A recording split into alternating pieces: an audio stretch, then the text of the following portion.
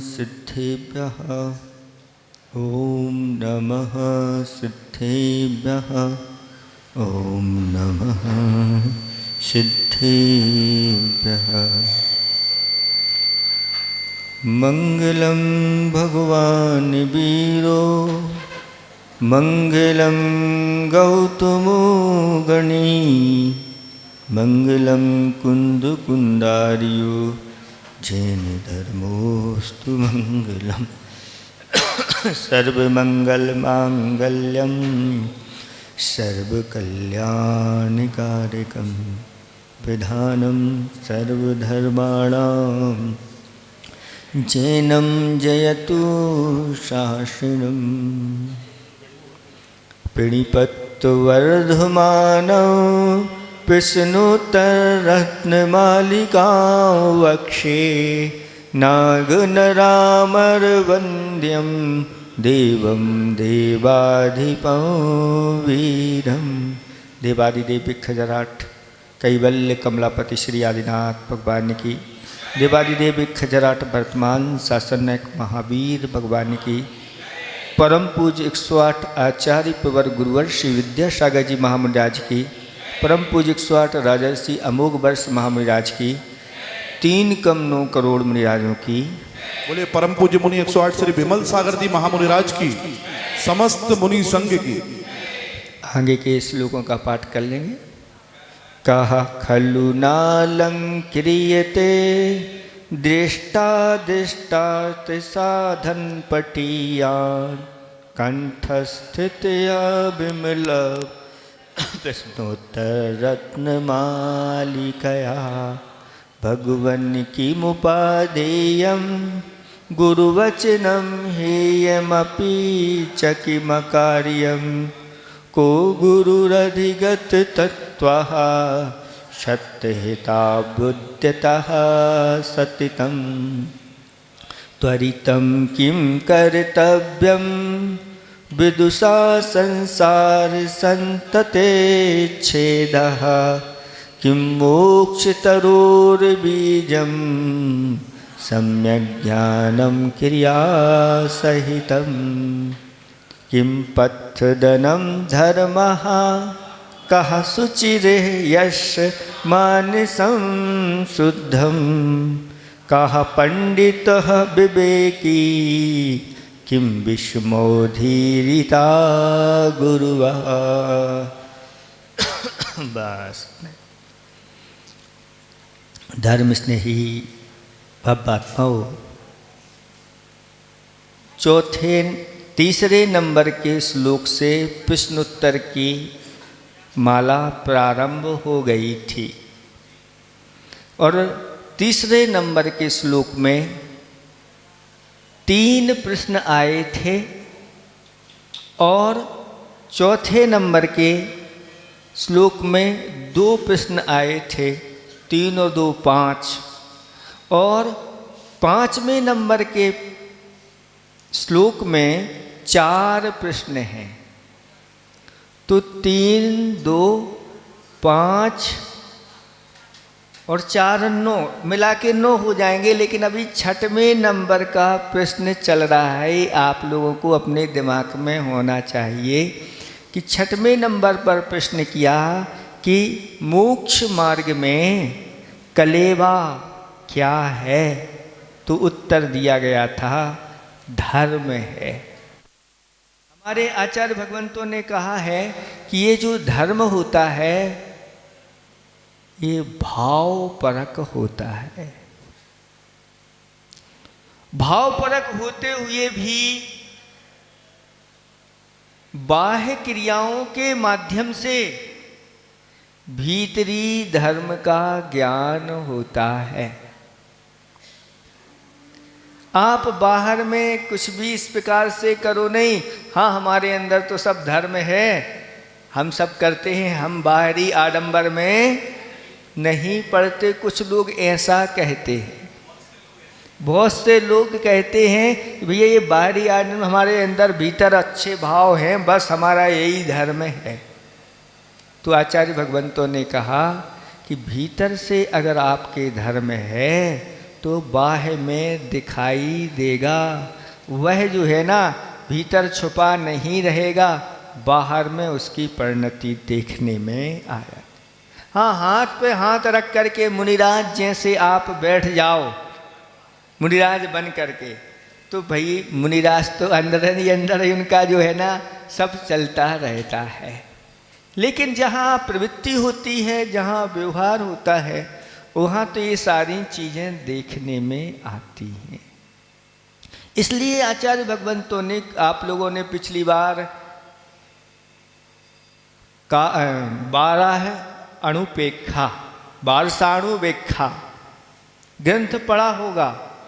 उस 12 अणुपेक्षा में जब धर्म का वर्णन किया गया तो उसमें श्रावक धर्म और मुनि धर्म, उस 12 अनुपेक्षा में निश्चय 12 भावना और व्यवहार 12 भावना बहुत अच्छे ढंग से उसमें वर्णन किया गया। तो जब गृहस्थों की बात आती है तो गृहस्थ जो धर्म होता है, पहली प्रतिमा से लेकर के 11 प्रतिमा तक उसमें दर्शन वै सामाय ऐसे करके है। दर्शन प्रतिमा, फिर व्रत प्रतिमा, फिर सामयिक प्रतिमा, फिर पुरुषदोवास प्रतिमा, फिर इस सब क्रम से लेते चले जाते हैं तो 11 प्रतिमा रूप श्रावक का धर्म होता है।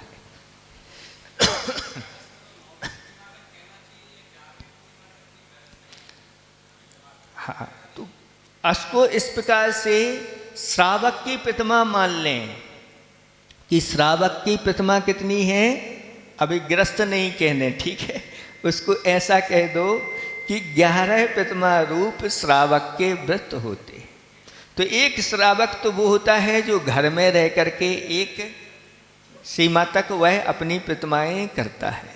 लेकिन 11वीं प्रतिमा जब आती है तो ग्रह से त्यागी बता दिया है उसके लिए।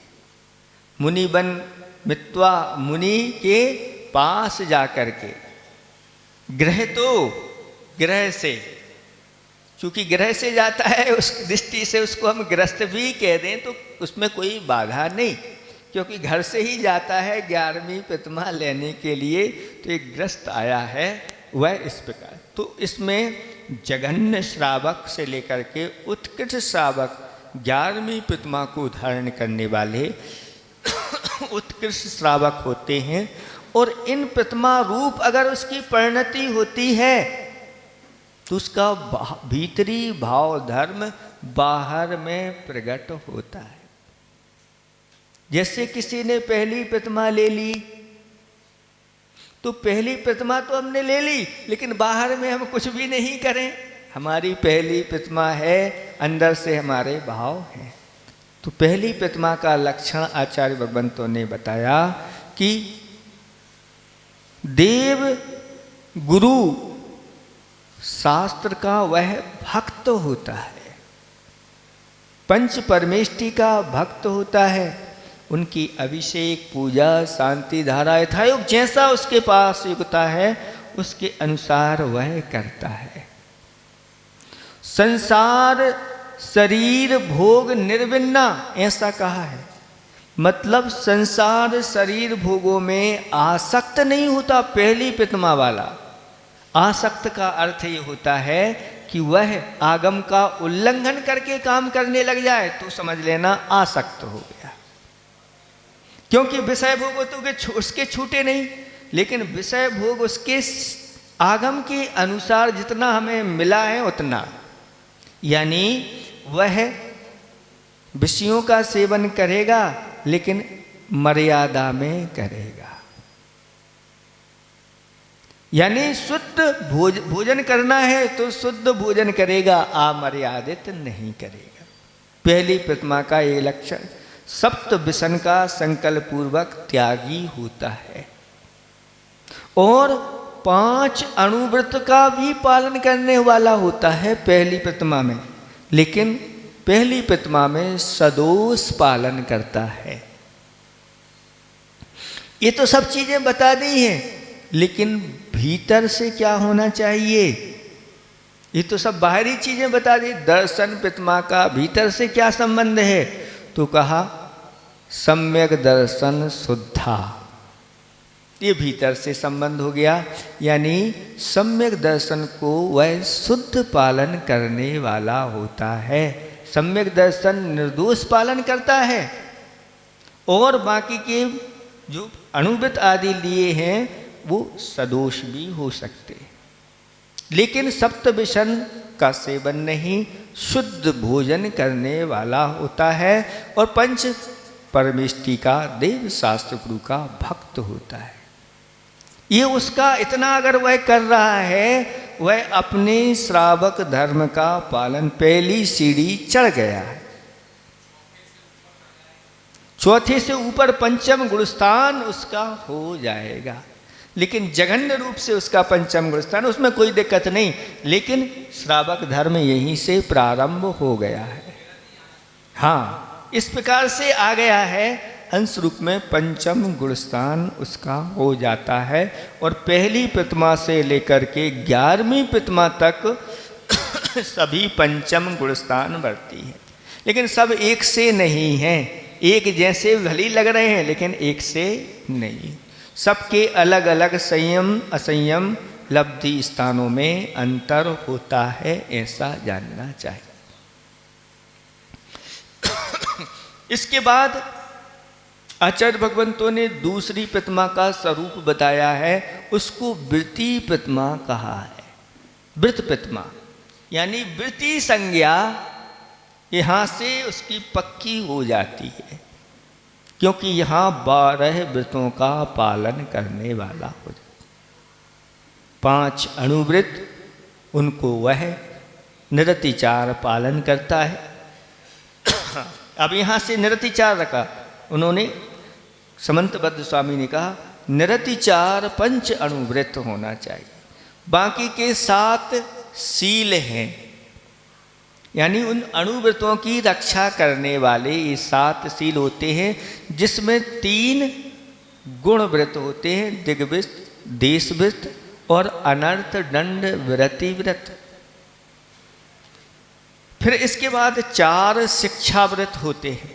शिक्षा क्यों कहा? क्योंकि अभी ये शिक्षा ले रहा है घर में रह करके। किसकी शिक्षा ले रहा है? अगर पुरुष वर्ग हैं वह मुनि बनने की शिक्षा लेते हैं, महाव्रत धारण करने की शिक्षा, और अगर महिलाएं हैं तो आरिका व्रत धारण करने की घर में ही वह शिक्षा उनको मिल रही है। और घर में शिक्षाशील हो गए हैं तो कभी भी घर छोड़ा और जाकर के फिर शिक्षक बन जाते हैं। फिर क्या बन जाते हैं? शिक्षक। तो इनको शिक्षा व्रत कहा। ये 12 व्रत यहाँ से वृत्ति प्रतिमा हो जाती है, व्रत प्रतिमा हो जाती है। शिक्षा सबके नाम हम विस्तार में इसलिए नहीं जा रहे थे क्योंकि आप लोगों ने सब पढ़े हैं ये सब चीज़ें, तो संक्षेप से आप अगर चाहें तो हम इनके स्वरूप भी बता दें 11 प्रतिमा का, कोई दिक्कत नहीं, अपन के लिए कोई है ना। आप लोग वैसे जानते हैं, नहीं जानते तो इनका एक अच्छी तरह से स्वरूप समझ लें। कुछ लोग पहली प्रतिमा का स्वरूप नहीं जानते। पहली प्रतिमा का स्वरूप इतना ही जानते हैं कि दर्शन कर लो भगवान के तो हमारी दर्शन प्रतिमा हो गई, लेकिन दर्शन करने के लिए दर्शन प्रतिमा नहीं, अंदर भीतर बैठा हुआ सम्यक दर्शन है, वो हमारा शुद्ध है कि नहीं। क्योंकि दर्शन तो आपके हमेशा थोड़ी होते रहते हैं। घर में रह रहे हैं, वहाँ चाहे घर में रहो चाहे घर से छोड़ करके कहीं वन में चले जाओ, आपका सम्यक दर्शन शुद्ध होना चाहिए। सम्यक दर्शन शुद्धा संसार शरीर भोग निर्विन्ना। संसार शरीर भोग निर्विन्ने का अर्थ होता है अब संसारिक कार्य करेगा लेकिन संसार में रचेगा पचेगा नहीं। सूतक पातक कौन सी प्रतिमा? जब तक घर में हैं, घर वालों से आपका राग है, ये सूतक पातक राग के कारण से लगता है। तो जब तक घर से संबंध है, रिश्तेदारों से संबंध है, वो सूतक पातक लगता है। फिर भी वृत्तियों के लिए अलग से कुछ विशेष बताई गई है बात, लेकिन फिर भी अभी जो सामान्य से चलता है आप उसी का ही पालन करें। वृत्ति लोग थोड़े बहुत, क्योंकि उनको व्यवस्था अलग रहती है, इसलिए उन्हें कुछ ऐसे पर्टिकुलर बता दी कि इनके ही सूतक पातक होते हैं। लेकिन अभी आपको बताने नहीं, क्योंकि अब ये चलता आप लोगों का जहाँ जैसा चलता है उसको वाद विवाद होने लगते हैं। पहली प्रतिमा वाला अभिषेक पूजन कैसे करेगा सूतक पातक में, तो उसके लिए कहा गया है कि ऐसे समय में वह भाव पूजा करे और द्रव्य पूजा भी करे। द्रव्य का अर्थ द्रव्य चढ़ा करके नहीं, अपने शरीर है ये भी द्रव्य है, वचन है ये भी द्रव्य है। आप जो पूजा कर रहे हैं आप उनके साथ पाठ करिए। पाठ करने के लिए आप पूरी पूजा कर, बहुत सारे ऐसे लोग हैं पूरी पूजा करते हैं, सूतक पातक में भी आ जाते हैं। उनको बैठने के 3 दिन के लिए कहीं मान लो व्यवस्था अलग है तो दूर कोनिया में बैठ जाते हैं और वहीं से इनके साथ पूरे शामिल होते हैं सब। वो किसी प्रकार से ना तो जिनवाड़ी का स्पर्श करते हैं ना वहाँ की कोई वस्तु का स्पर्श करते हैं, लेकिन फल वह पूरा लेकर के चले जाते हैं।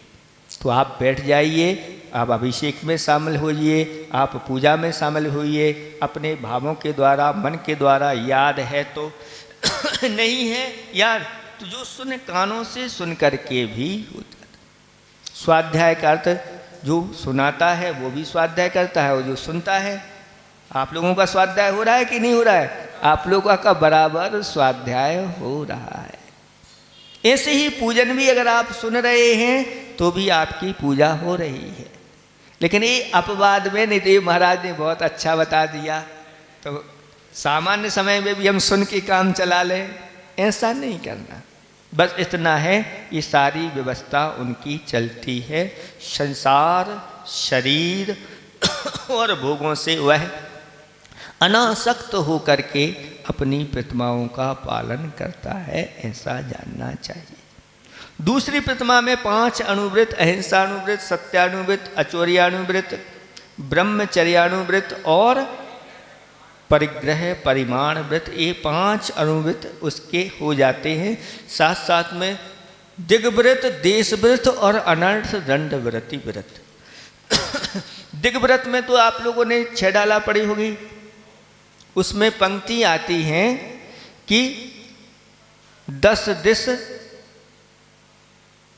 गमन न 10 दिश गमन प्रमाण न आन तास सीम न नाक है, ऐसी आती है प्रति। यानी 10 दिशाओं की सीमा बना ली, 4 दिशा और 4 भी दिशा और ऊपर नीचे, इन 10 दिशाओं की एक सीमा बना लो। कितनी सीमा बनाना है? जहाँ तक आप जा सको बना लो, बस उसके आगे हम जा ही नहीं पाएंगे तो बना लिया। किसी को मान लो विदेश भी जाना है तो भी वह सीमा बना सकता है, लेकिन वहाँ आपकी व्रतों का पालन होना चाहिए। अगर हो जाता है तो कोई बात नहीं, आप वहाँ की, अगर मान लो चक्रवर्ती है और चक्रवर्ती जो है वह व्रती बन जाता है तो व्रती का उसका संबंध 6 खंड से रहता है, भले वहाँ जाना रहा हो, फिर भी वहाँ से सारे संपर्क यहीं से होते हैं, तो वो भी इतनी सीमा बना सकता है, उसमें कोई वादा नहीं। और आप लोग हैं ना, आपको भारत में ही जाना तो भारत की 10 दिशाओं की सीमा बना लो, या कहीं मान लो आपसे कोई संबंध हो विदेश में भी वहाँ जाना है, वहाँ आपके व्रत पालन हो जाए तो वहाँ की सीमा भी बना सकते। फिर जो सीमा बनाई है उसमें भी प्रतिदिन की, 1 सप्ताह की, 1 माह की, 2 माह की, 4 माह की, वर्ष की, 6 महीने की, आदि आदि ये भी सीमाएं बनाई जाती हैं। उसको बोलते हैं देश व्रत।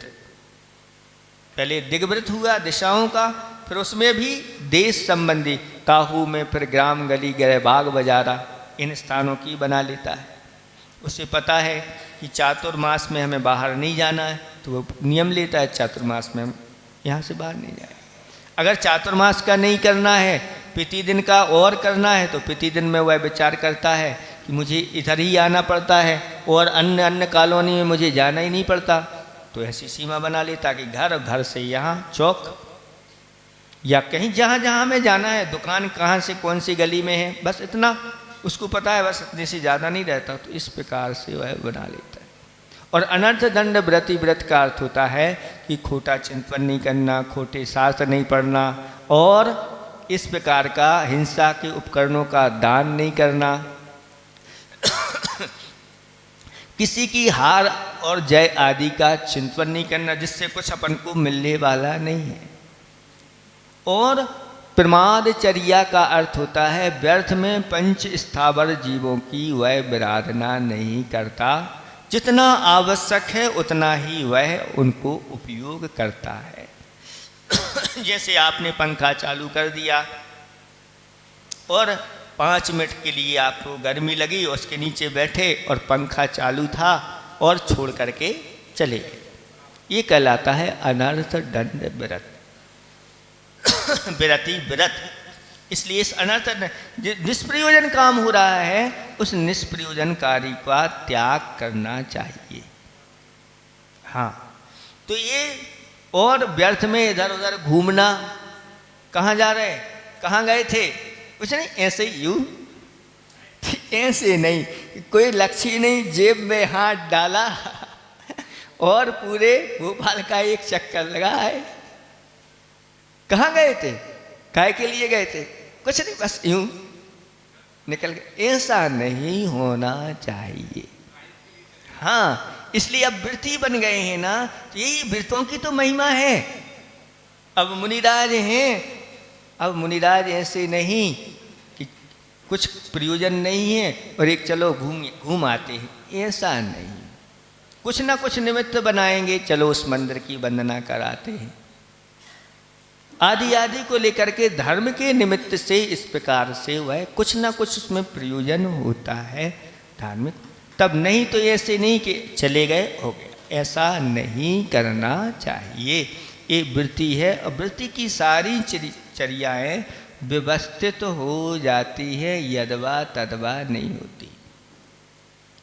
ऐसे इस प्रकार से वह भोजन नहीं करता जो देखने में अशोभनीय लगे।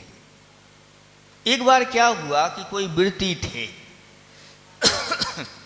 और व्रती थे तो व्रती उन्होंने गन्ना लिया और गन्ना ले करके और छील छील करके वह खाने लगे।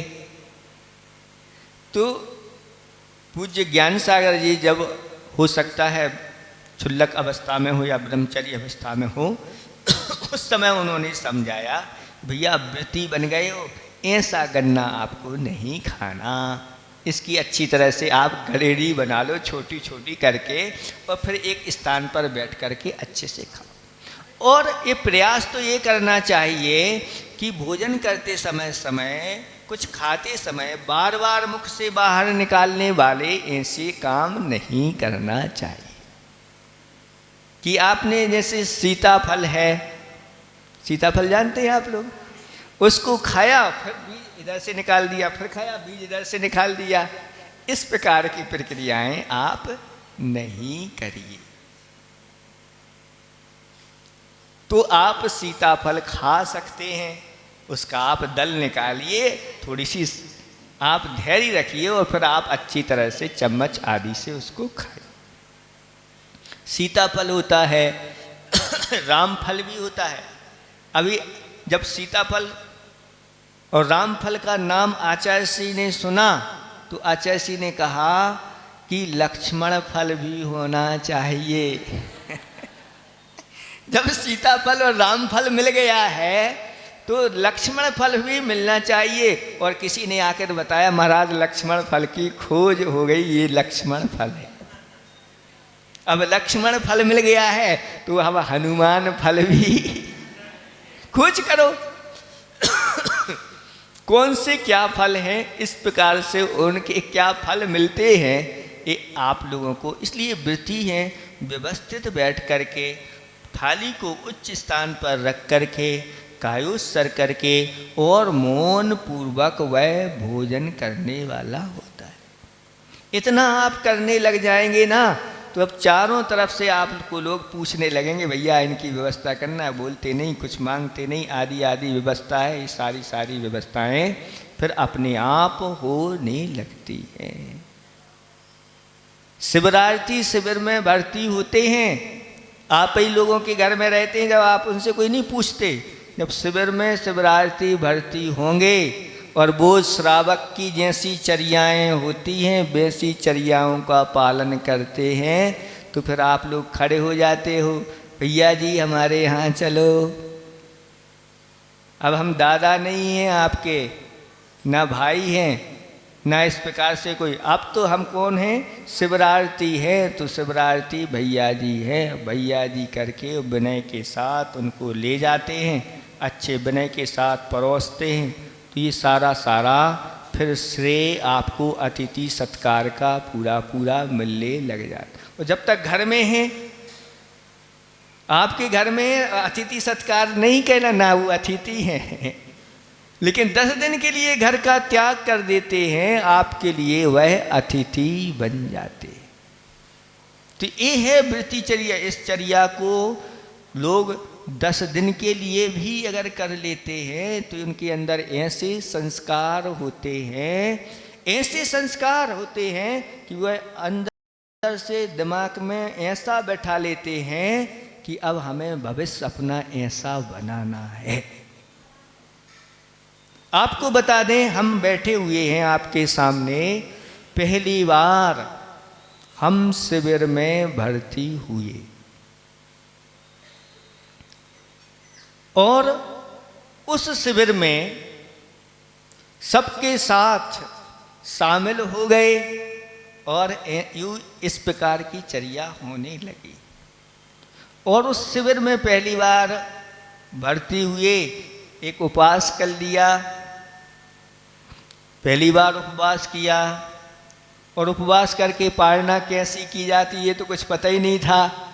किसी ने ठंडाई पिला दी, शिकंजी पिला दी तो वो पी ली, जो रख दिया ले लिया। स्वास्थ्य बिगड़ गया, बुखार आ गया। बुखार आ गया तो शिवरात्रि एक दूसरे की भैयावृत्ति करते हैं। तो उस समय भैया जी थे। भैया जी कौन थे? अजित भैया जी थे, सीहोरा वाले। अभी नाम नहीं लेना। अजित भैया सीहोरा जी वाले थे। 1-2 भैया जी थे। उस समय जब बुखार आया तो बुखार के समय भैयावृत्ति करने के लिए और भैया लोग और वो भैया भी आए जो संचालन कर रहे थे शिविर का, वही हमारी भैयावृत्ति करने लगे। तो बुखार आता है तो पैर में घी लगा करके उसको कम किया जाता है। तब ऐसे भैया जी भैयावृत्ति करने लगे। उसी समय अंदर से ऐसे परिणाम द्रवीभूत हुए और आँखों में से आंसू आ गए कि कहाँ तो मैं पापी जीव और कहाँ ये भैया जी और मेरी भैयावृत्ति कर रहे हैं। बस उस शिविर में ऐसे भाव परिवर्तन हुए। फिर विचार कर लिया कि अभी 10 दिन के लिए हम सुधरने के लिए मात्र आए थे और विचार आया कि अब अपने जीवन को बहुत अच्छा बनाएंगे, अपने जीवन को अब सुधारेंगे। ऐसे शिविर के परिणाम होते हैं कि वो भैया जी भी पूज्य निर्यापक श्रमण प्रसाद सागर जी के रूप में आज गुरुदेव की सेवा में भैयावृत्ति निपुण महाराज कहलाते हैं। और संस्कार हमारे ऊपर भी ऐसे पड़े उस शिविर के कि आज आपके सामने हम बैठे हुए हैं। तो ये शिविर जो है ना, सामान्य चीज नहीं होती। इस शिविर में शिवरार्थियों की जब आप लोग इस प्रकार से भक्ति आदि करते हो, उनकी पूछताछ करते हो, सम्मान करते हो, तो उन्हें भी लगता है कि अब मुझे अपना जीवन बहुत उन्नत, और क्या पता एक शिवरार्थी आपके यहाँ आ गया और आगे जा कर के वह मुनिराज बन गया, आप जीवन में भूल नहीं सकते। ये भैया जी हैं जो शिविर में आए थे और हमने उनका भोजन कराया था। अहोभाग आज वही भैया जी हो गए। ये सारी चीज़ें वृत्ति के लिए बताई जा रही कि वृत्ति जो होता है वह 3 गुण वृत्त को धारण करने वाला होता है। उसमें दिग्वृत्त, देशवृत्त और अनर्थ दंड विरति विरत 4 शिक्षा व्रत कौन से हैं जिनमें वह शिक्षा लेता है? पहले तो सामायिक शिक्षा व्रत है। सामायिक शिक्षा व्रत में वह सुबह शाम नियामक सामयिक करता है, दोपहर में अनुकूलता है तो दोपहर की भी सामयिक करता है, लेकिन उसमें ज़्यादा समय उसको बांधा नहीं है। जितनी उसकी शक्ति है बैठने की, आधा घंटे की, 24 मिनट की, 48 मिनट की हो जाए तो बहुत अच्छा है। तो उसके लिए रत्न करंडक श्रावकाचार में तो ऐसा कहा गया कि जब तक उसकी पालथी अच्छे से लगी रहे, आकुलता ना हो, वस्त्र बांध करके बैठा है तो जब वस्त्र बंधे रहें, ढीले ना हो, चोटी आदि की गांठ लगा दी है, इस प्रकार से कुछ संकल्प लेकर के इस प्रकार की मुद्रा जब तक लगी है, ऐसे तब तक हमारा सामायिक चलेगा। तो सामायिक व्रत का अभ्यास करता है जैसे मुनिराज करते हैं, और आगे सामायिक आदि जो प्रतिमा है उनकी अभ्यास के रूप में करता है। फिर सामायिक के बाद होता है प्रोषदोपवास। प्रोषद और उपवास। प्रोषद बोलते हैं एकासन को रत्न करंडक श्रावकाचार के अनुसार, और उपवास बोलते हैं 4 प्रकार के अन्न जल के त्याग को। तो प्रोषद पूर्वक जो उपवास किया जाता है उसको बोलते हैं प्रोषदोपवास। चूँकि ये प्रोषदोपवास पूर्ण रूप से तो तृतीय प्रतिमा में, चतुर्थ प्रतिमा में होता है, लेकिन यहाँ पर वह उसके लिए कह दिया कि अगर शक्ति हो तो आप उस दिन उपवास कर लो, आगे पीछे आपके लिए एकासन करने की कोई आवश्यकता नहीं है। अगर उपवास नहीं कर सको तो कम से कम एकासन तो करो, इतना भी चल जाएगा। और बीच का तो आप जो भंग बनाना चाहें मध्यम बना सकते। दूसरी प्रतिमा में इतना तो हो जाता कि अष्टमी चतुर्दशी वह शक्ति नहीं है उपवास की, तो एकासन कर लेता है। फिर तीसरे नंबर पर होता है भोगोपभोग परिमाण व्रत, यानी जो भी आपके जीवन में भोगोपभोग सामग्री है, वस्त्र हैं, भोजन आदि, उनको सबका वह नियम बना लेता है। 2 बार ही भोजन करेंगे, बीच में पानी लेंगे तो 1 बार लेंगे, अथवा बीच कोई औषधि आदि की छूट रख ली। कपड़े आदि का बना लेता है, शयन का बना लेता है, गाड़ी से आने जाने का, वाहन का बना लेता है, गीत संगीत आदि का नियम बना लेता है, बिस्तर आदि का भी बना लेता है, पलंग आदि का भी बना लेता है। इस प्रकार से जो भी भोगोपभोग की सामग्री है उन सब का नियम बना लेता है। वह भोगोपभोग शिक्षा व्रत है। और एक अंतिम होता है अतिथि संविभाग। अतिथि संविभाग जो है उसका एक व्रत है, मतलब उसका पेपर है, प्रतिदिन देना उसको आवश्यक है। कोई वृत्ति है आप उसको मना नहीं कर सकते कि आप अतिथि सत्कार नहीं करो, आप पड़गाहन नहीं करो, क्योंकि बहुत सारे चौके लग रहे हैं और आप पड़गान करोगे, आप वृत्ति हो और आपके पास महाराज जी जल्दी आ जाते हैं वृत्ति को देख करके, तो आप ही आपके यहाँ जाएंगे तो हमारा क्या होगा।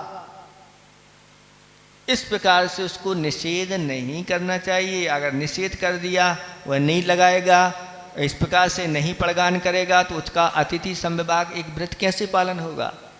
इसलिए मना नहीं करना चाहिए। इसमें अंतराय कर्म पड़ता है, और जब आगे जाके आप महाराज बनोगे तो आपके लिए भोजन नहीं मिलेगा। घूमो, आप परिक्रमा लगाओ पूरे चौक की, और आपको विधि, उनको विधि नहीं मिलेगी। अगर मिल भी गई तो कुछ चीज़ें ऐसी दिख जाएगी तो अंतराय हो जाएगा। अगर चौके में भी पहुंच गए तो को पहली ग्रास में ही हो गया अंतराय। तो ये सब कर्म बनते हैं फिर उदय में आते हैं। इसलिए अपन किसी को निषेध नहीं करना कि तुम आहार नहीं दे सकते, नहीं। हाँ, एक व्यवस्था बनाई गई है, इस व्यवस्था से आप आहार दीजिए, आपके लिए मना नहीं है। नहीं तो अंतराय कर्म डाले तो फिर अंतराय ही अंतराय आते चले जाते। तो जो शुद्ध भोजन वृत्ति ने बनाया है उसमें से एक हिस्सा किसका है? अतिथि का है। अतिथि को निकाल करके वह रख देता है कि कोई भी दिन में, अभी सुबह से लेकर के शाम तक कोई भी अतिथि आ जाएंगे उनको हम ये दे देंगे।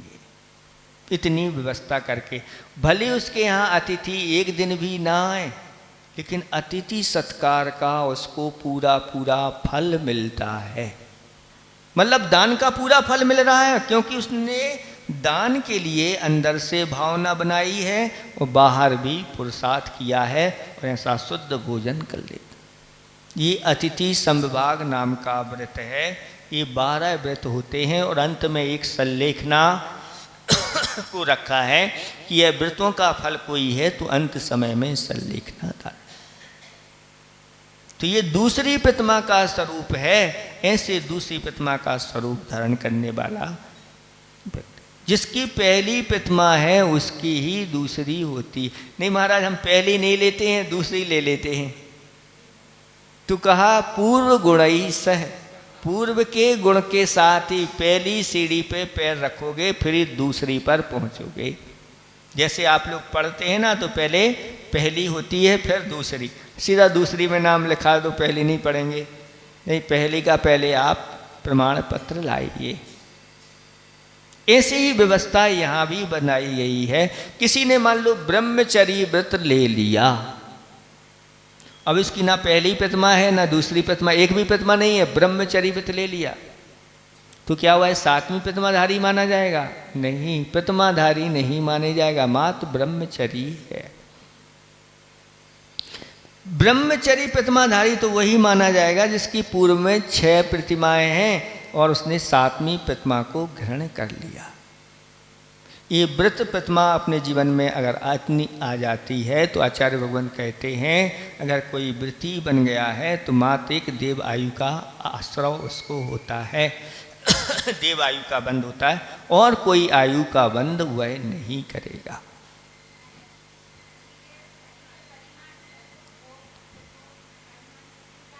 परिग्रह परिमाण व्रत में एक सामान्य से जो 10 प्रकार का परिग्रह होता है, क्षेत्र वास्तु, हिरण्य स्वर्ण,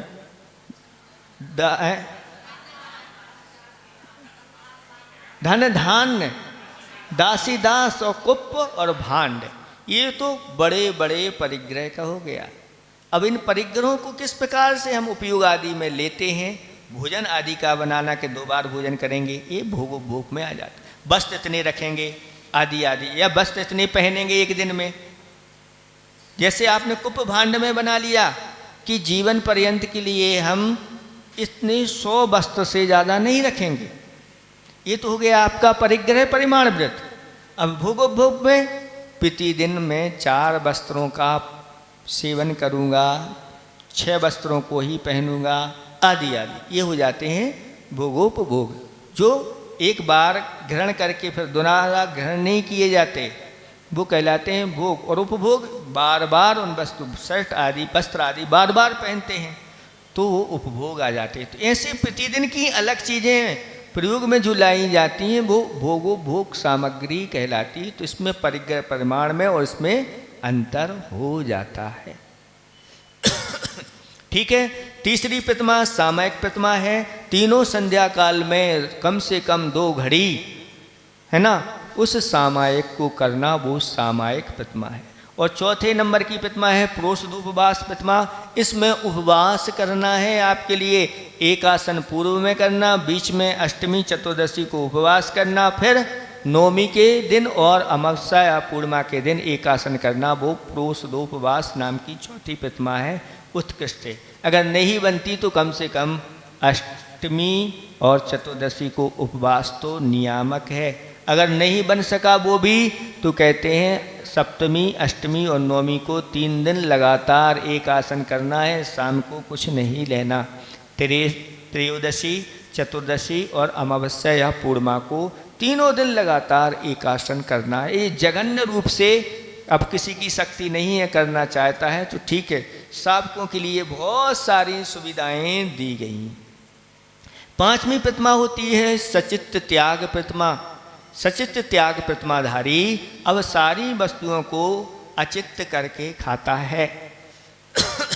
यानी जल हो, चाहे वनस्पति हो, चाहे बीज हो, चाहे नमक आदि हो, ये सब सचित्त भक्षण नहीं करेगा। अब इनको क्या करेगा?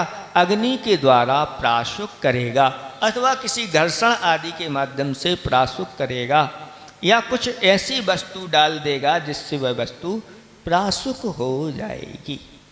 प्राशुक का अर्थ वैसे बताया गया है कि जिसका स्पर्श, रस, गंध और वर्ण, इनमें परिवर्तन होना चाहिए, तो वह प्राशुक वस्तु है। जैसे सेव फल है, तो सेव फल को सीधा सीधा तो नहीं खाएगा, बना करके खाएगा। तो बना लिया, तो बना करके जो पीस है, अब इस पीस में किसी प्रकार से, इस पीस में कोई अंतर नहीं आया, उसका वर्ण भी वही है, स्पर्श भी वही है, रस भी वही है, गंध भी वही है, तो अब ये सचित्त है। तो अब इसको अचित्त बनाना है तो इसको अग्निपक्व कर दीजिए। जैसे ही अग्निपक्व होगा, इसका स्पर्श अलग हो जाएगा। जैसा रस कच्चे में था, अब इसका रस अलग होगा। गंध जैसे आती थी उसमें, अब इसमें दूसरी प्रकार की गंध आएगी, और स्वाद में भी अंतर आ जाएगा। फिर काय के लाने का, तो आचार्य भगवंतों ने कहा कि सचित्त त्याग प्रतिमा जो होती है वह दया मूर्ति है। अब उसके अंदर दया आ गई है। अब इसमें किसी प्रकार का कोई जीव का कोई भी अंश नहीं होता, एक इंद्रिय संबंधी भी इसमें नहीं है, बिल्कुल प्राशुक है। दूसरी बात, काय के लिए करता है? तो इससे जिह्वा इंद्रिय पर विजय होती है। अब वह खाने का लोलपी नहीं रहा, इसलिए इस प्रकार से जिह्वा इंद्रिय पर विजय। तीसरी बात, प्राणी संयम होता है, इंद्रिय संयम होता है, और भगवान की आज्ञा का पालन होता है। और इसमें सचित्त त्याग में बड़े बड़े गुण बताए गए हैं। वात, पित्त, कफ आदि का शमन इसके माध्यम से होता है। कच्ची आदि वस्तुएं जो होती हैं, वात, पित्त, कफ आदि बढ़ाने वाली होती हैं, लेकिन जो प्राशुक लेते हैं उनका भोजन पान बहुत जल्दी पच जाता है, प्रमाद वर्धक नहीं होता। बहुत सारे गुण बताए गए हैं, इसलिए ये सचित्त त्याग। पांचवी प्रतिमा से जितने ऊपर वाले प्रतिमाधारी हैं, मुनिराज हैं, एलक शुल्लक आरिका जो भी हैं, वो सब क्या कहलाते हैं? सचित्त त्यागी कहलाते हैं। इसलिए सचित्त त्यागी में बहुत सारे गुण माने गए हैं। इसलिए ऐसा ही भोजन आप स्वयं करें, और वृत्ति जो है उनको भी आप करा सकते हैं। गर्म पानी का देखो, एक ठंडा पानी जो होता है जल्दी नहीं पचता, लेकिन गर्म पानी बहुत जल्दी पच जाता है।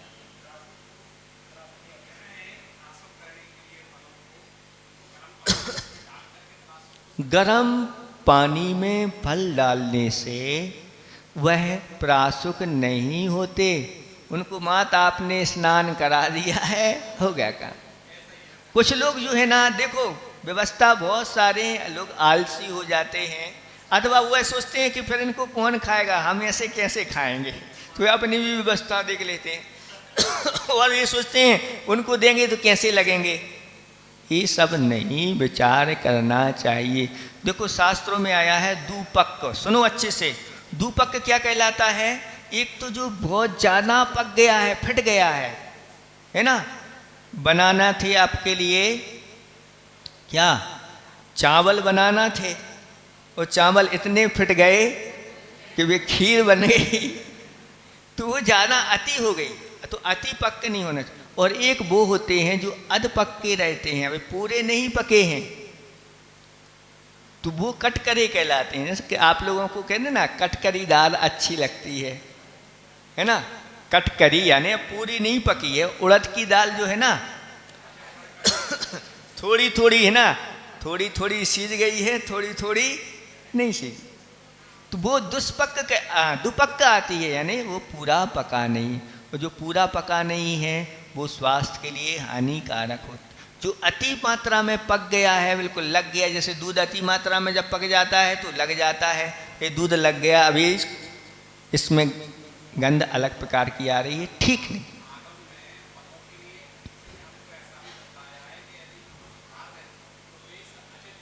नहीं, इसी के लिए समझो पूरा का पूरा ये वनस्पति कायक है।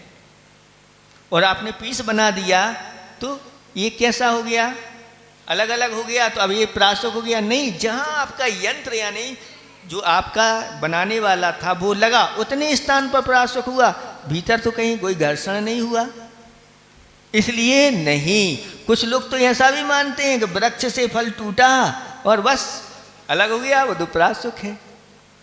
इसकी विधि आचार्य भगवंतों ने इस प्रकार से मूलाचार में मुनिराजों के लिए कहा। अग्नि पक लेना, और थोड़ा सा भी कच्चा है, आम याम किंची, थोड़ा सा कच्चापन है तो सचित त्यागी धीर वीर उसको ग्रहण ना करे। यानी पूरी की पूरी वस्तु में ग्रहण, जैसे आप रस निकाल देते हैं तो पूरा का पूरा वह पदार्थ घर्षण हो जाता है, फेल दिया जाता है। हाँ, उसको क्या लिखा है आप है ना, आप पढ़िए। पद्म पुराण में एक प्रसंग आया है जहाँ राम और सीता ने आहार दिए हैं, उनमें यथायुक्त प्रासुक आदि की विधि लिखी हुई है। आम को भी प्रासुक करके देते। कुछ लोग नहीं, आम प्रासुक कर देंगे खराब हो जाएंगे। नहीं भैया, प्रासुक करने से तो आम में और गुणवत्ता बढ़ती है। आम पाक आपने खाया है क्या? आम पाक, आम पाक तो वही कहलाता है जिस आम को पूरा पका दिया गया है, पकते पकते पकते पकते, और दूध का संपर्क और उसमें मिला है तो आम पाक हो गया। अब तो बिगड़ गया होगा, वो बिगड़ नहीं गया, अब तो वह बहुत पावरफुल बन गया। तो या तो उसका मिक्सी रस अगर आपको सेवन करना है तो आप उसको मिक्सी के माध्यम से कर लीजिए। अगर पीस हैं तो पीस को कैसे करना, तो पीस के लिए आप ऐसी कोई गर्म वस्तु पे आप रख दोगे जिससे वह पूरा का पूरा गर्म, जैसे आपके यहाँ एक पंथ दो काज हो जाते हैं। आपकी भगोनी रखी हुई है, उसमें कुछ पक रहा है, उसके ऊपर कोई पारा रखा हुआ है, उस पारे पर भी आपने रख दिया तो जब तक आपकी वस्तु पक रही है पूरा का पूरा गर्म हो जाएगा। अलग से गर्म करने की आवश्यकता नहीं, आपकी तो है ना अग्नि भी बच जाएगी।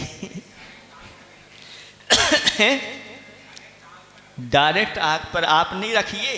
तो ये आपका विवेक है ना, आपको कैसे, आप प्रासुक होना चाहिए। और प्रासुक वस्तु जो है अगर गर्म करने से विकृत हो जाती है तो ग्रहण नहीं करना चाहिए। अगर आपको पता है कि ये फल गर्म करने से विकृत हो जाता है तो आप गर्म करके मत लीजिए, उसको आप लिक्विड बना करके लीजिए। लेकिन होना चाहिए पूरी की पूरी वस्तु में घर्षण होना चाहिए। जैसे आपने कोई इस प्रकार से छील करके बनाई है तो उसमें भी पूरी की पूरी वस्तु में घर्षण नहीं हुआ। तो क्या करते हैं, उसकी चटनी बना लेते। और चटनी का अर्थ आप जानते ही हैं क्या है, इसकी तो चटनी मतलब पूरी तरह से ऊपर से सिलबट्टे पर घर्षण उसका हो जाता है तो हो जाती। इस प्रकार से आप प्रासुक करते हैं। कुछ में नमक मिर्च आदि डाल करके भी प्रासुक वस्तु हो जाती है। अम्ली यानी नींबू है, नमक मिर्ची डाल दी और उसके पूरे के पूरे भाग में एक में हो जाती है तो भी वस्तु प्रासुक हो जाती। कुछ ऐसी होती हैं जो सूख जाते हैं और बीज आदि नहीं हैं तो उनको भी प्रासुक मान लिया जाता है। लेकिन बीज हैं तो बीज के लिए भी प्रासुक चाहिए। महाराज अब बीज तो क्या है, ना हरी है ना कुछ है, ये सौंफ है, आप ले लीजिए तो जो सेंगी सौंफ है वो जो प्रासुक यानी सिकी हुई नहीं है तो इसको नहीं ले सकते, क्योंकि इसमें योनिभूत सचित्त है। योनिभूत यानी इसमें उगने की शक्ति विद्यमान है। तो आचार्य भगवंतों ने कहा कि इसको नहीं लीजिए। अगर ये प्रासुक हो जाता है यानी अग्नि पर सेंक दिया जाता है तो योनिभूत सचित्त समाप्त हो जाता, अथवा इसके पीस बना दिए जाते हैं तो हो जाता। लेकिन सबके नहीं, कुछ के पीस बनाने के बाद भी वह उग आते हैं। सुना है आप लोगों ने ऐसा क्या है? धनिया जो है, धनिया अगर 2 पीस कर दो और उसको बो दो तो उग करके आ जाता है। तो धनिया के अगर 2 पीस बना के दिए हैं तो नहीं लेंगे, तो इसकी क्या है, इसका चूर्ण बनना चाहिए। तो प्रासुक है। और ऐसे ही प्रासुक वस्तु हमारे मुनिराज के हाथ में आई है तो वह वस्तु बिल्कुल शुद्ध है, उसको निर्विकल्प करके ले लेना चाहिए। तो ये छठवीं प्रतिमा से ये चलता है। छठवीं प्रतिमा में क्या होता है कि पांचवी प्रतिमा में सचित्त त्यागी वह माना जाता है। पांचवी, अभी छठवीं नहीं है। छठवीं प्रतिमा का स्वरूप भी सुन लें। छठवीं प्रतिमा का स्वरूप है कि रात्रि में मन वचन काय कृत कारित अनुमोदना से 9 कोटि से वह त्याग कर देता है रात्रि में। पहले तो रात्रि त्याग था उसका, लेकिन रात्रि में अनुमोदना भी, घर में परिवार आदि है, भैया हम तो नहीं खाते आप खा लो, अनुमोदना हो जाती है। लेकिन छठवीं प्रतिमा में अनुमोदना भी नहीं करेगा, किसी से कहेगा भी नहीं, करते हुए की भी अनुमोदना नहीं करेगा, स्वयं भी नहीं करेगा। इस प्रकार से मन वचन का है कृतकार्त अनुमोदन 9 कोटि से उसका त्याग हो गया। ठीक है।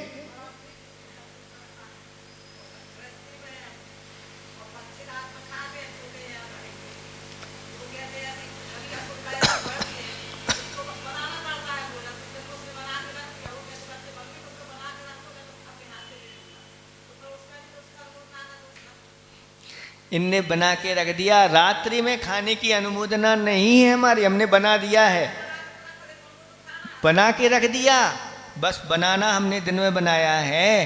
अरे रात्रि में आप खाओगे उसके लिए हमारी अनुमोदना नहीं है, बस बनाना तो अपना कर्तव्य है, ये रखी है। अब हमारी इसमें कोई अनुमोदना नहीं कि आप रात में खाओ। हाँ आपने बना दिया रात्रि में और दिन में नहीं, हमारी तो है बेटा दिन में ही खाना, रात में नहीं खाना, बस इतना है, इतना ही हो गया। ठीक है। अब चलें 7वीं प्रतिमा ब्रह्मचरी प्रतिमा। इस 6वीं प्रतिमा में एक और छूट गया, दिवा मैथुन त्याग भी इसकी एक प्रतिमा का नाम है। 2 चीज़ों का होता है, रात्रि में भोजन का त्याग होता है और दिन में किसी प्रकार से वह संबंध आदि नहीं बनाता है। ये 6वीं प्रतिमा। 7वीं प्रतिमा तो पूर्ण ब्रह्मचर्य व्रत हो जाता है, घर में रह करके भी।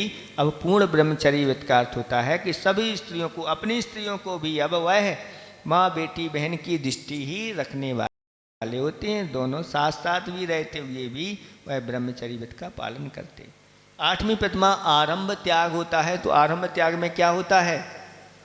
आरंभ त्याग में बड़े बड़े आरंभ, कृषि, नौकरी संबंधी और व्यापार, ये तीनों बंद हो जाते हैं। प्रमुख व्यापार, कृषि और वाणिज्य तीनों बंद हो जाते, उसका नाम है आरंभ त्याग। 9वें नंबर की जो प्रतिमा होती है उसको बोलते हैं परिग्रह त्याग। तो अब इसमें रुपया पैसा आदि इन सब का त्याग कर लेता है, जितना उसके जीवन में जो काम में आ रही हैं वस्तुएं वो परिग्रह रखता है। वस्त्र आदि जो है और भी जो उपयोग में करने वाले हैं, चटाई आदि और बिस्तर आदि, जो भी जैसा जहाँ वो जितना लेता है उतना, बाकी रुपये पैसे आदि से अब उसको लेना देना नहीं होता। ये होती है परिग्रह त्याग।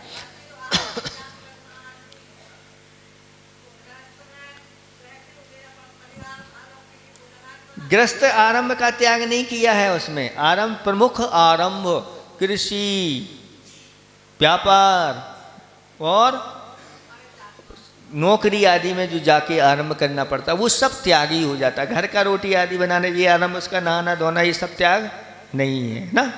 इस हाँ हाँ कर सकता है, घर में रह करके, इस प्रकार से निषेध नहीं। प्रमुख बड़े बड़े आरंभों का उसका त्याग, वही आरंभ त्याग है। और परिग्रह त्याग में पैसे नहीं रखेगा अपने पास। इसके बाद 10वीं प्रतिमा अनुमति त्याग। अनुमति का अर्थ होता है सांसारिक संबंधी कार्यों की अनुमति नहीं देगा। धार्मिक क्रियाओं की अनुमति में कोई दिक्कत नहीं है, लेकिन सांसारिक संबंधी कोई भी इस प्रकार से विवाह आदि जो भी ये लोग संबंधी कार्य हैं, व्यापार आदि कार्य, किसी में भी अनुमति नहीं। और 11वीं प्रतिमा में तो घर का त्याग करके क्षुल्लक एलक के व्रत धारण कर लेती है। 11 प्रतिमा रूप श्रावक का धर्म होता है। बस समय आपका हो गया, थोड़ा भी रुकना, 5 मिनट भैया जी यहाँ पर आपको कुछ संबोधन करेंगे, इसके बाद फिर अपन जिनवाणी करेंगे ना, इसलिए 5 मिनट पहले छोड़ रहे हैं आपको। हेलो, बोले परम पूज्य मुनि 108 श्री विमल सागर जी महामुनि राज की। बंधुओं,